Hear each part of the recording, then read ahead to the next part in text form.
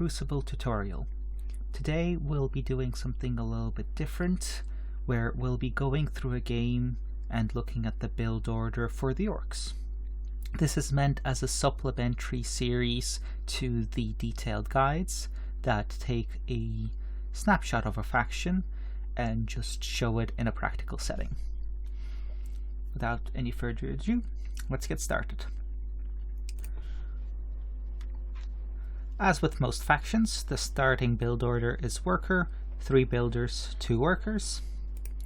One thing to remember with orcs, unlike other factions, is that you can reinforce them without any cost, but don't worry too much about it if you're lacking the APM. Most important part is the grot leader, who increases the build speed, but other than that, whenever you get to it, you get to it.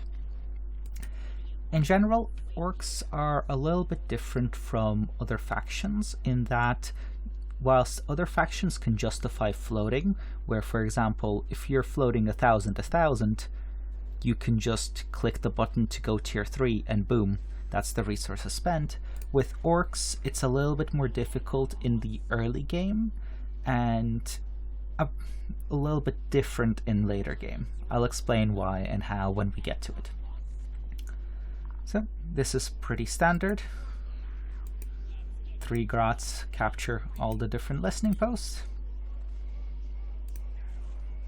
And I decided to get a squad of sluggers to scout around the map and see if I can do any damage to my opponent.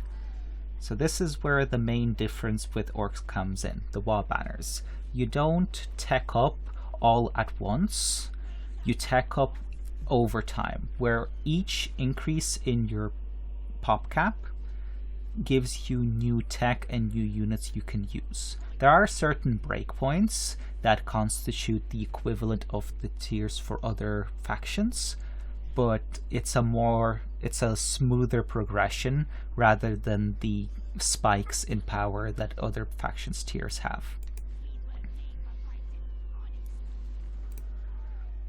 And this presents the main problem as well, where wall banners, you can build multiple of them, but you can't just quickly click a button and spend 1,000 resources to increase your tech. You need to constantly remember to build them whenever you have spare resources.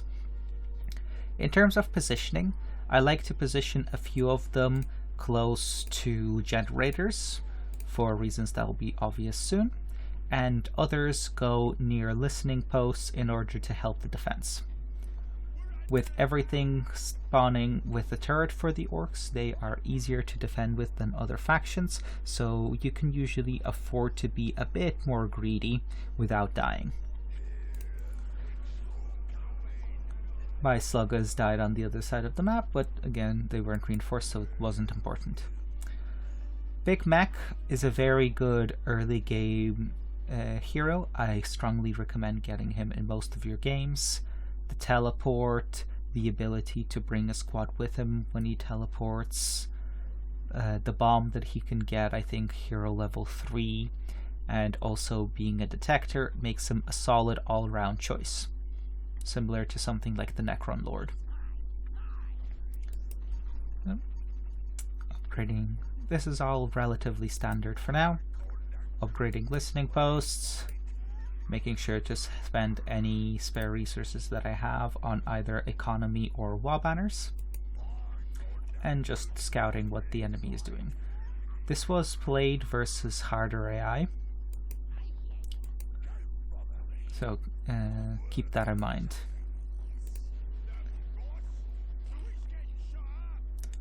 Let's speed the game up for a little bit. More wall banners, more generators, fairly standard.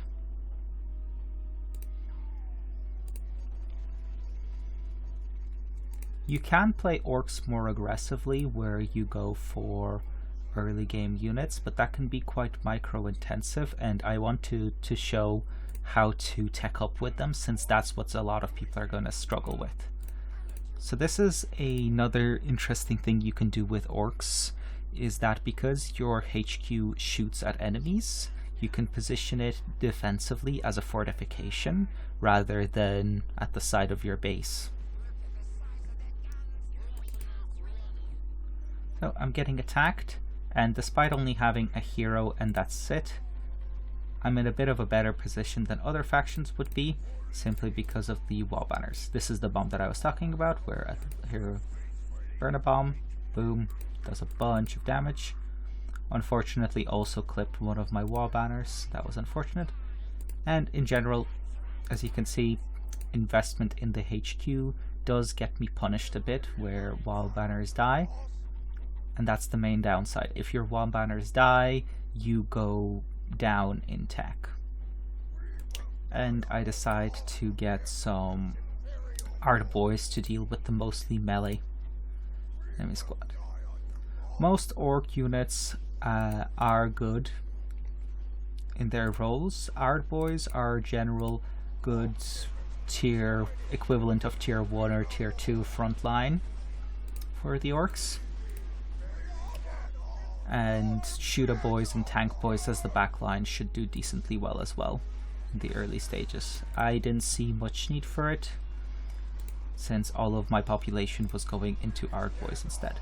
Another thing to note with orcs is that as you reinforce them, as you reinforce individual units, they get buffs. So for example, when you have 5 members in a squad, they get a buff, 10 and then 15, they get buffs to their stats.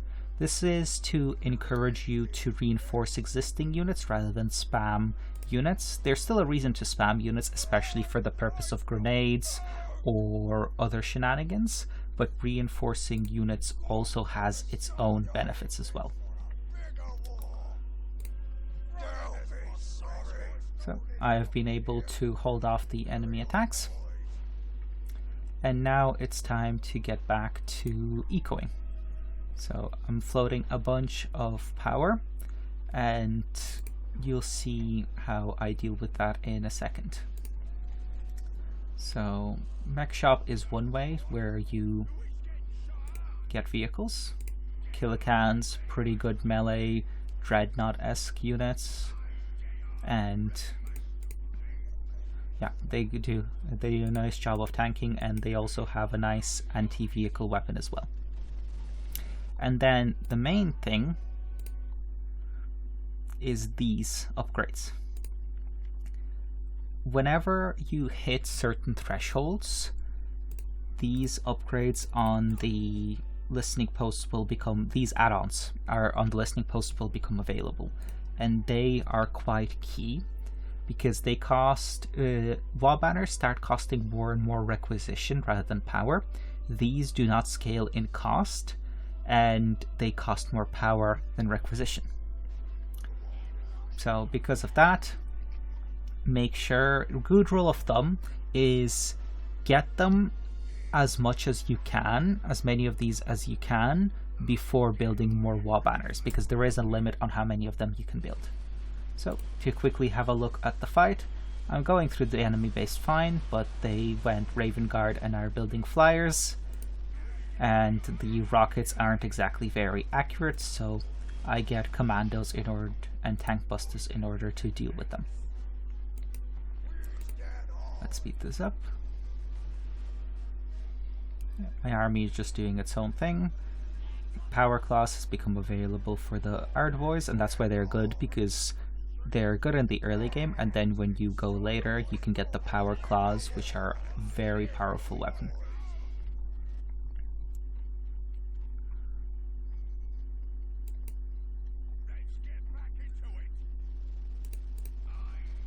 Well, these aircraft are still being a problem because I did not get enough tank busters. And as you can see, whenever I notice myself floating resources, my first instinct is to just build more wall banners. Every 30 seconds to a minute or so, you should, in your mind, check, do I need more wall banners? In this case, the answer is yes. I was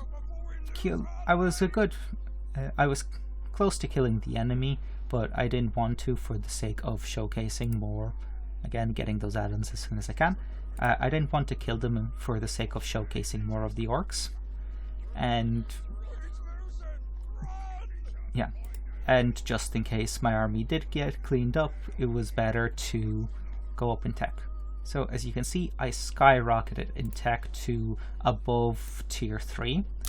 Now I'm getting more economy, and I can build mega knobs, which are amazing.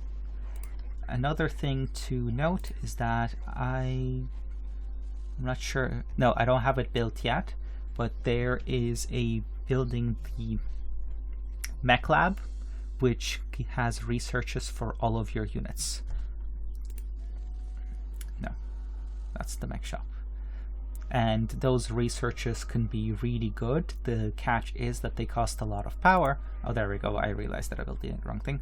They cost a lot of power, and they also require much later tier tech as well.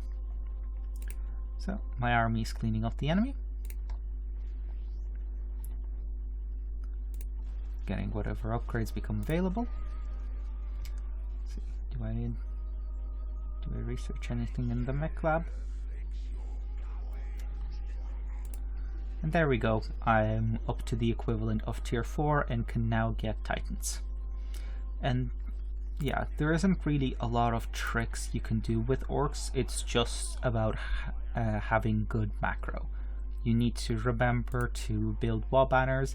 You need to be careful with their positioning a little bit so that they don't get constantly sniped, because if you're constantly losing wall banners, then you're losing population and tech. And yeah, this is usually the setup for the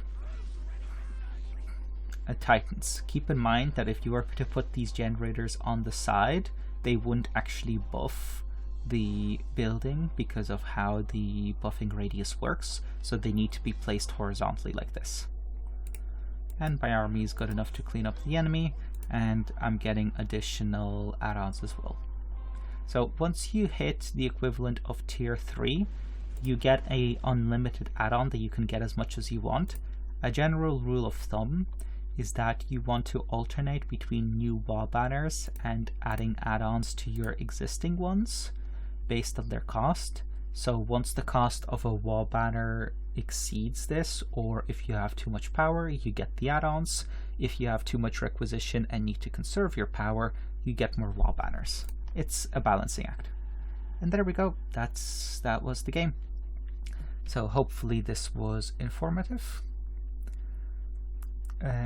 This does not mean that there will not be a detailed guide for orcs. There will be. This is just supplementary content to tie people over and give people an idea of how to play certain factions before I do a full detailed guide.